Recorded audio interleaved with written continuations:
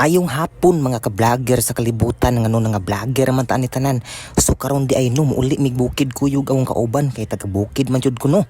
Ug mauni among magian padung sa bukid. Tara uban ni ninyo. Let's go. Kani among bukid gargado jud ni og kalubihan diri mao ang produkto namo diri number 1 ang kupra. Bunga sa lubi nga giluto aron i-deliver sa bodega sa kupra para i-deliver sa factory para maproseso para mahimong cooking oil.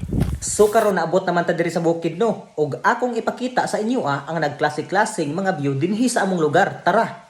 Kani among lugar dako ni siya og kabirids maong kinahanglan pa jud magmotor. Kapoy kay maglakaw kay bungtod kay ni among lugar diri.